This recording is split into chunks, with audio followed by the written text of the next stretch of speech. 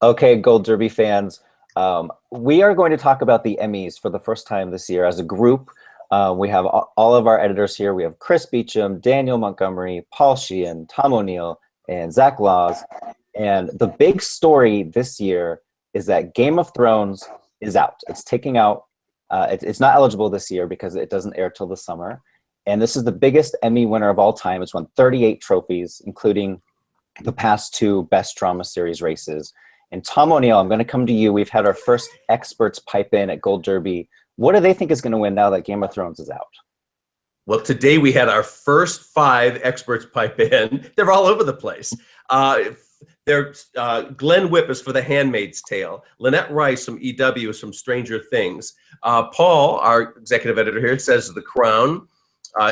Matt Jacobs, the entertainment editor of HuffPo, agrees with Paul that it's The Crown. However, Robert Rourke of the New York Post says This Is Us. So this is so cool. This is the kind of dream race for pundits like us to say, you know, it's finally wide open. We really have something to talk about, and we obviously don't have a clue. Do any of you guys feel strongly about your own prediction, and what is your prediction? Who wants to pile on here? Well, I keep going back and forth. But let me just, since I was mentioning The Crown, I just feel like it's got the huge amount of money behind it. It's Netflix's prestige program. I mean, it did well at SAG. It did well at Golden Globes. It's beautifully shot. I mean, it's lavish. It's got great performances, wonderful writing. You know, and it's sort of almost like it's Netflix's time to win. Right. So go ahead, Chris. Race. Well, I find it fascinating that we do have 2 shows out. So Game of Thrones is definitely out. Downton Abbey's out. Emmy voters aren't usually all that willing to kick stuff out. So there's only 2 slots for, technically, at least from last year's contenders, for, you know, This Is Us, Stranger Things, The Crown, Handmaid's Tale, even Westworld. There's a few others that want to get in there. So they're going to have to kick some regularly nominated shows out to make room for all this new stuff. And I'm not quite sure what it's going to be. Will Netflix be happy sacrificing, let's say, an aging House of Cards to get The Crown, you know, more glory? Will Westworld kind of take over that fantasy nomination slot from Game of Thrones, both being on HBO? I find it fascinating just to figure out what are going to be the 7.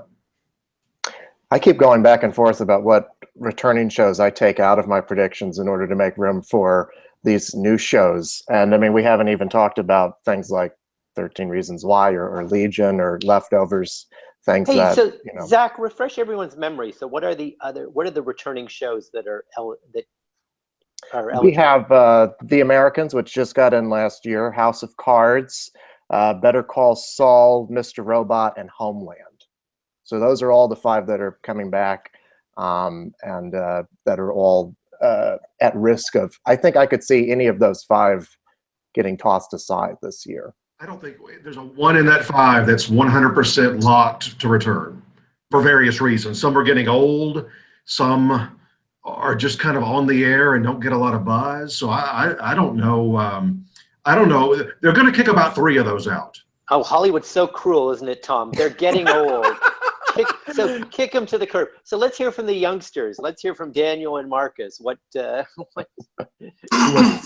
youngest one here, so. Oh, sorry, Zach.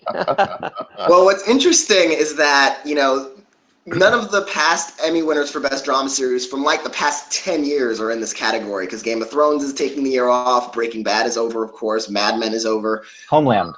You know, and unlike when Breaking Bad ended and Game of Thrones took over, there's no obvious successor, because there are a lot of significant potential cons, you know, to any of these other returning shows coming back. Homeland and House of Cards are getting long in the tooth, as at least in terms of their Emmy recognition. You know, The Americans they've always been fickle about it. It only just got in last year. So it's hard to say what comes back, and if something comes back, what wins, and all of these new shows. And there are so many new shows with potential to get in, like Stranger Things, This Is Us, The Crown, Handmaid's Tale, Westworld.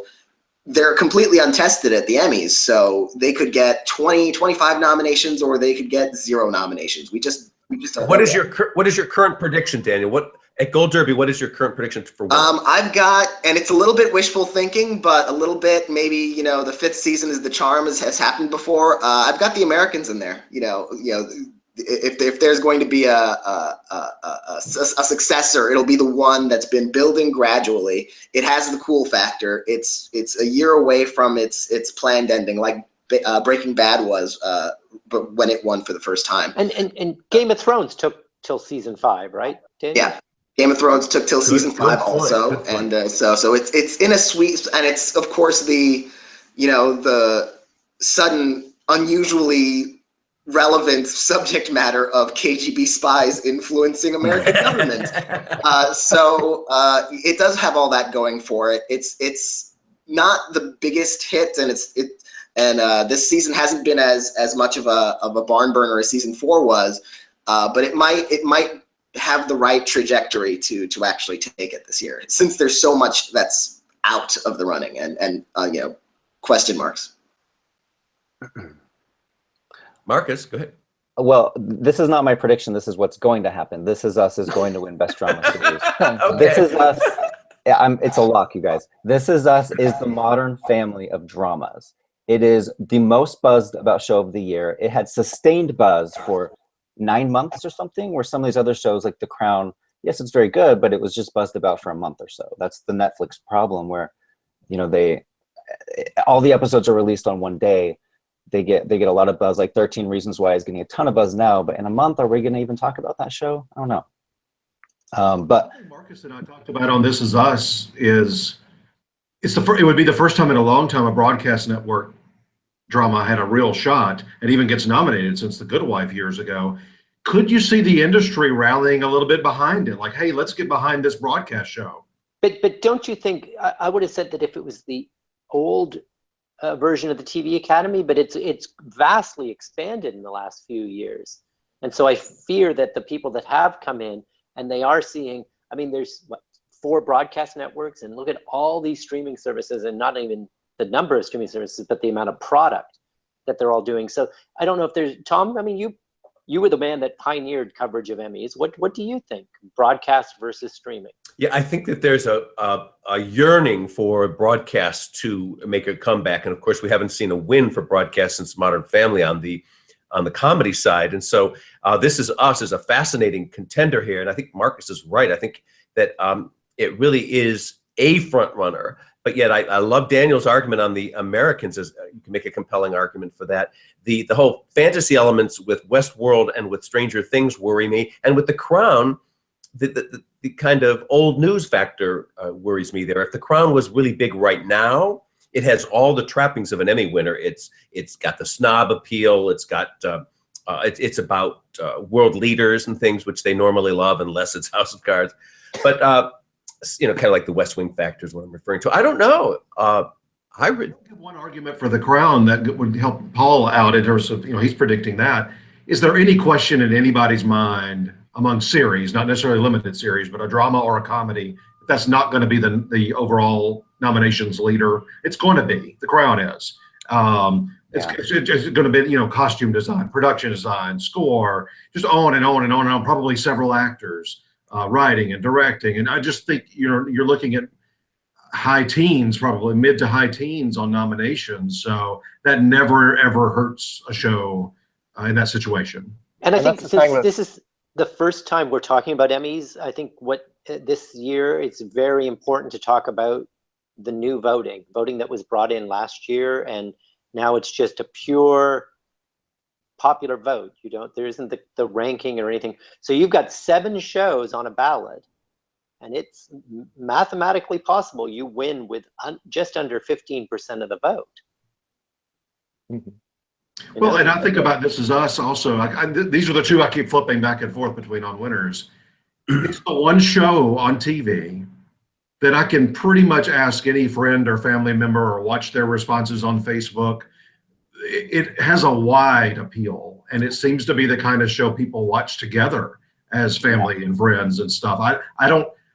there's not another show in this group that we're talking about that I could mention to my parents, for example, who might be a typical Emmy voter's age in some cases, that they've seen that, but they've not even heard of most of these others. It's all ages love This Is Us, all races love This Is Us. It has the most broad appeal, which really helped Modern Family win 5 times in a row.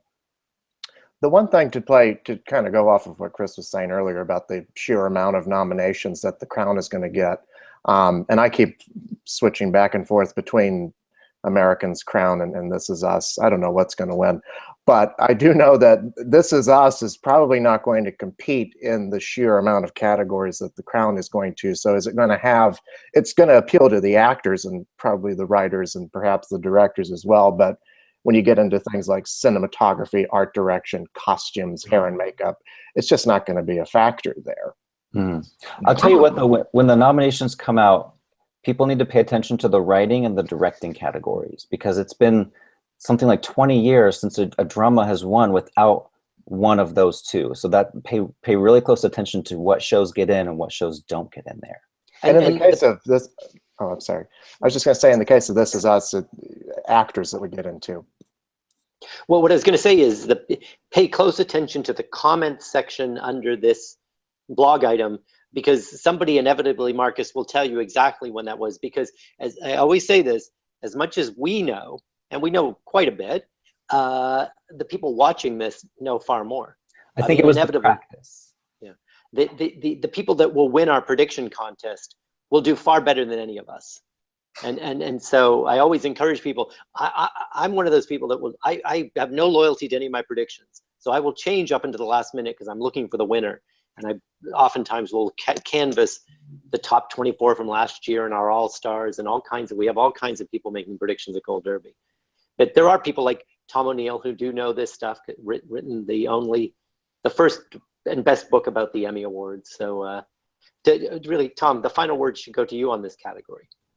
Well, if I love the way we're taking this discussion, because, and especially your point, Paul, about the 15% wins, right? Because what further explain that point before is, as Paul was saying that before, that you would rank things 1 to 7 in this case, and then the contender with the lowest score would win. And then last year it was just an outright plurality vote. You just check things off. And in the past there were about 10 to 12,000 Emmy voters. Now they're up to 20,000. So we have thrown the net wider across the industry in terms of the voting base for this show. And if you can only win with 15 or 17% of the vote, is that enough for the cool factor to take over? And in that case, The Handmaid's Tale right now is the coolest thing on TV. And Hulu's being very smart in terms of just doling out the shows 3 at a time. They're not just dumping them and running like Netflix does. And that will actually, it will help there. And also remember, it's a female-centric show. And that has great appeal because you're dealing with one kind of gender base. So I wouldn't rule out Handmaid's Tale in terms of the possible winner. It's going to get a lot of crafts categories. It's going to be close, close to the number that The Crown gets. It'll probably be the first or second most, probably the second most nominated drama series. But we have to say that doesn't always line up specifically at the Emmys. No, it doesn't. But it just, except for Game of Thrones, a program category is being voted on by all the branches. So if you've got support across the board, the other thing I was going to say is I'm always on nominations morning in terms of my final predictions, looking at overperformers, underperformers. Like at this moment last year, we thought Mr. Robot could actually beat Game of Thrones. It had the cool factor. We thought it was going to be in the teens on nominations. It underperformed, didn't get an obvious person like Christian Slater in. So we all just jumped back to Game of Thrones and said, okay, that's it. So look for like if This Is Us gets, in addition to the obvious actors, let's say it gets Ron Cephas Jones in and Gerald McRaney gets a writing nomination, gets a directing nomination, gets in a couple of crafts categories. It's not going to get in a bunch. That's overperforming to me, and that's a strong signal. If it just gets in Sterling, who just won an Emmy, no other cast members, I'm going to probably not be predicting it anymore. It needs to get at least what we're expecting and a little bit more. All right. Well, So I think we're gonna, as interesting as drama series are, the acting races are really, really gets cutthroat. We're gonna talk about those in another slugfest, right, Marcus? Yes. So we will shut this one off now, and we'll come back in a few minutes.